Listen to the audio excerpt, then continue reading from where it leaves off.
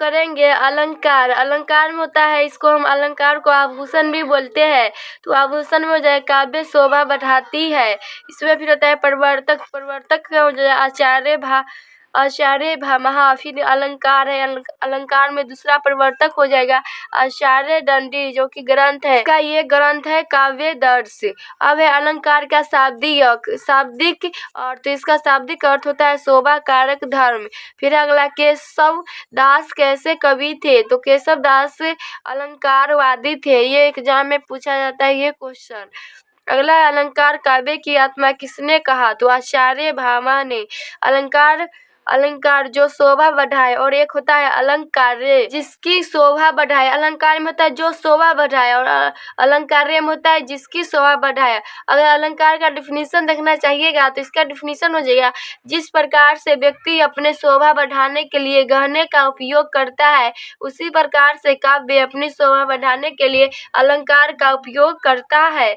अलंकार दो प्रकार का होता है, एक है शब्द के आधार पर, दूसरा अर्थ के आधार पर, जो किसमें होता है शब्द अलंकार, और इसमें होता है अर्थी अलंकार। अब है शब्द अलंकार। शब्द अलंकार 3 प्रकार के होता है, जो कि पहला है अनुप्रास, और दूसरा है यमक, और तीसरा हो जाएगा श्लेष। शब्द अलंकार में 3 प्रकार होता है, जो कि इसमें तीनों ये पढ़ेंगे, लेकिन बहुत सारा होता है इसका अलंकार, जो कि इसमें हम लिखे। इसके अतिरिक्त वक्र, वक्ति, विपसा, पुनरोक्ति, प्रकाश की शब्द अलंकार कहते हैं।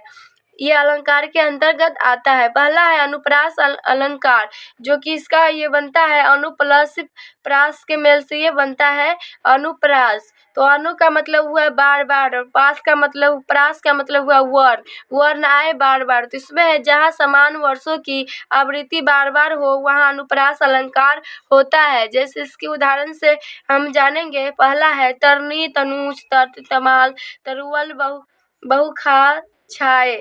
तो ये इसमें बोला था ना वर्ण बार बार आए, तो जो कि ये तरनी, इसमें भी तो है, इसमें भी तो है, इसमें भी तो है, इसमें भी तो है, और इसमें भी तो है। तो ये क्या हो जाए अनुप्रास अलंकार का उदाहरण।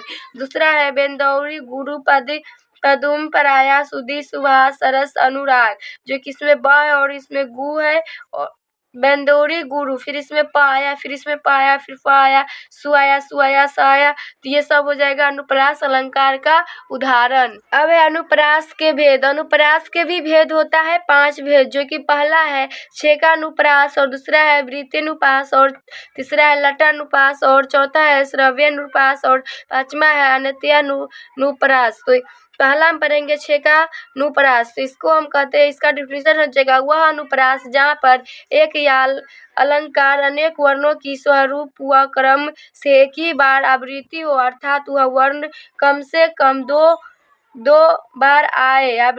तो आवृत्ति का मतलब हुआ रिपीट। जैसे इसमें उदाहरण है, पहला बंदौरी गुरी पद पदुम परागा। तो इसमें बोला था अर्थात वह वर्ण कम से कम 2 बार आए। तो दो बार कम से कम आया ये पद, इसमें भी पाए, पर तीसरा में ये रिपीट हो रहा है। फिर इसी में कहिए, फिर सुकवी, सुभाष, सरस, अनुरागा। तो इसमें भी ये 2 बार आया, और तीसरा बार में रिपीट हो रहा है। अब है दूसरा है कानन, कठिन, भयंकर, भारी। तो इसमें भी उसी तरह हो जाए मोहन, भ्रमरती, सावर, सुरती, नैक, वने, विशाल। अब है दूसरा वृत्तिनुप्रास। वृत्तिनुप्रास में ये इसका मतलब हुआ वृत्ति मतलब वृत्ति, जो कि ये इसमें हम लिखे जहाँ पर एक या अनेक वर्णों की अनेक बार आवृत्ति हो। उदाहरण है एक में कलावती, केलीवर्ती, कल्याणरंज। तो ये खाली क फिर इसमें भी क आ रहा है, तो ये हो जाएगा वृत्तिनुप्रास का उदाहरण। दूसरा है किलकी, कतूहल, करती, कली। तो इसमें भी की आ रहा है, जो कि हो जाएगा वृत्तिनुप्रास का उदाहरण। फिर है अगला लटानुप्रास। लटानुप्रास में तो इसे शब्दानुप्रास भी कहते हैं, अर्थात जहाँ एक समान शब्दों को 2 बार आवृत्ति होती है, अर्थात जहाँ एक जैसा शब्द समूह में एक से अधिक बार आता है, किंतु अन्यथा करने पर विराम चिन्ह या किसी वर्णों को आ जाने से पूरा का पूरा अर्थ बदल जाता है। जैसे इसका उदाहरण से हम समझेंगे। इसका एग्जाम्पल है, पहला रोको मत जाने दो, फिर अगला है रोको मत जाने दो। तो इसमें देखिए ये फिर इसको हम फिर से ये लिखे हैं समझाने के लिए, जो कि इसमें रोको मत जाने दो। तो इसमें यहाँ पर हम दिए है विरामा चिन्ह रोको, तो ये विरामा चिन्ह जो कि इसका मतलब हो जाएगा रोक लो।